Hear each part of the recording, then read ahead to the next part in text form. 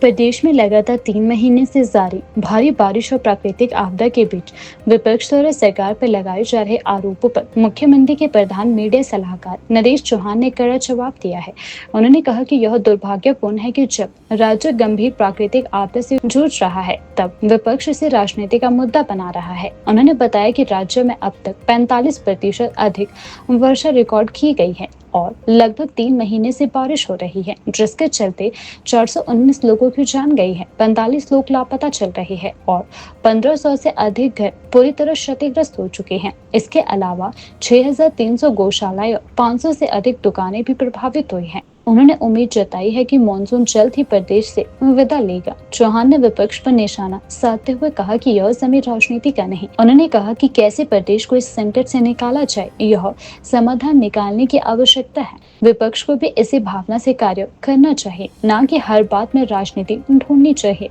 उन्होंने विपक्ष को याद दिलाया कि 2023 में जब राज्य में आपदा का संकट आया था, तब भी विपक्ष ने गंभीरता नहीं दिखाई और जनता के साथ खड़े नहीं हुए। उन्होंने कहा कि आज जो लोग सरकार को घेरने का प्रयास कर रहे हैं, वे खुद आपदा के समय कहीं नजर नहीं आए हैं। विपक्ष के प्रधानमंत्री नरेंद्र मोदी के योगदान को लेकर दी जा रही टिप्पणियों पर प्रतिक्रिया देते हुए नरेश चौहान ने स्पष्ट किया कि बार बार कहा जाता है कि मोदी जी ने यह दिया, पर यह हिमाचल का हक है क्योंकि टैक्स हिमाचल भी देता है। यह कोई उपकार नहीं बल्कि संवैधानिक जिम्मेदारी है।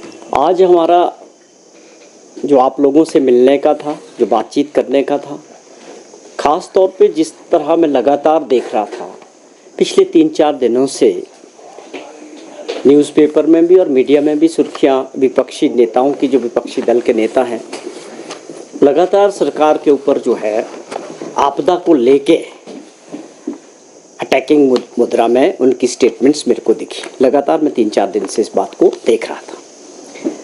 लेकिन आपदा बड़ी है, ये आप लोग भी, पूरा प्रदेश भी और पूरा देश भी जान रहा है कि लगातार 3 महीना से ऊपर का समय हो चुका है और जिस प्रकार इस हिमाचल के अंदर बरसात ने जो कहर बरसाया है, आंकड़ों के हिसाब से 45% एक्स्ट्रा बारिश हुई है। बादल फटने की घटनाएं बढ़ी है हर जगह और नुकसान का ये है कि कोई जिला, कोई स्थान नहीं बचा है जहां नुकसान लगातार नहीं हो रहा है।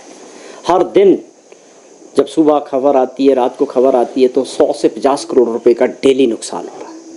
उससे भी ऊपर है जो अभी तक के आंकड़े हैं। हिमाचल प्रदेश जैसे छोटे राज्यों में 419 लोगों ने अपनी जानें जो है इस बार गंवाई, जो एक बहुत बड़ा आंकड़ा है। हमारी संवेदना है उन परिवारों के प्रति जिन्होंने अपने जन खोए हैं। वो तो अब इतना बड़ा लॉस है कि उसको कोई किसी तरह से भी भरपाई नहीं हो सकती, पर आंकड़ा बहुत बड़ा है। उसके अलावा 40-42 लोग मिसिंग भी हैं और जो और नुकसान हुए हैं, जो आज तक हमारे पास जो आंकड़ा है अभी तक के नुकसान का, लगातार कहर बरसाया। 419 लोगों ने, मैंने आपसे जिक्र किया, और 45 लोग अब मिसिंग हैं।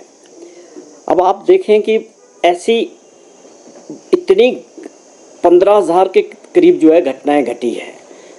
आप देखें कि 1500 के करीब लोगों ने अपने घर तबाह हो गए, ख़त्म हो गए। ये आंकड़ा वो है जो बिल्कुल घर ख़त्म हो चुके। 1500 से ऊपर ऐसा आंकड़ा आ चुका है।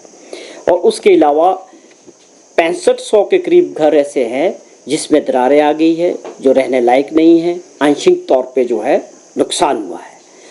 तो ये आप समझें कि एक छोटे से राज्य में और 6300 से ऊपर गौशालाएं जो है लोगों की, किसानों की खराब हुई है। 594 दुकानें जो है इस फ्लड के तहत, इस आपदा के दौरान लैंडस्लाइड की वजह से, हैवी रेन्स की वजह से, या कहीं जगह जो है ऐसी भी घटनाएं हुई है जो पहले कभी नहीं हुई कि पूरे गांव के गांव धंस रहे हैं। जब राजनीतिक अखाड़े में होंगे तो राजनीति करें, लेकिन ये समय जो है राजनीति करने का, राजनीतिक स्टेटमेंट्स का, या अपनी जो भाजपा के अंदर वर्चस्व की, लीडरशिप की जो लड़ाई है उसको चमकाने का वक्त नहीं है। विपक्ष का क्या रोल रहा हिमाचल प्रदेश के लोगों के साथ? 2023 में भी विपक्ष खड़ा नहीं हुआ। ये असेंबली के अंदर की बात है, जो असेंबली सेशन बुलाया गया था स्पेशली। ये तो 23 की बात मैंने आपसे जिक्र किया। मैं इसलिए इसका जिक्र कर रहा हूँ कि प्रदेश के लोगों को भी ये जानना चाहिए, ये जानना जरूरी भी है कि जो लोग आज बहुत बड़े हमदर्द होने की बात कर रहे हैं, बहुत बड़ी बड़ी बातें मीडिया के जरिए सरकार को केवल घेरने का काम करने का प्रयास कर रहे हैं, या अपनी राजनीतिक रोटियां सेकने की या मजबूरी, लीडरशिप के वर्चस्व को बनाए रखने की जो मजबूरी भाजपा के अंदर दिख रही है, वो स्वाभाविक तौर पे है कि वहाँ इस वक्त 4-5 ग्रुप है, सब में लगता है कि हमें आगे बढ़ना है, उसे हमें कोई दिक्कत नहीं है। हमारी दिक्कत इतनी है, इस वक्त जो हम फेस कर रहे हैं, प्रदेश की जनता और प्रदेश, वो आप उसको किस नज़रिए से देखते हैं? ये बहुत भयंकर स्थिति है। फेडरल सिस्टम में हम पार्ट हैं, जितने भी राज्य हैं देश के अंदर, उनका अधिकार है। आप पहले तो अपनी सोच को ठीक करें। बार बार आप एक जिक्र करते हैं कि ये दे दिया भारत सरकार ने, माननीय प्रधानमंत्री जी ने ये दे दिया।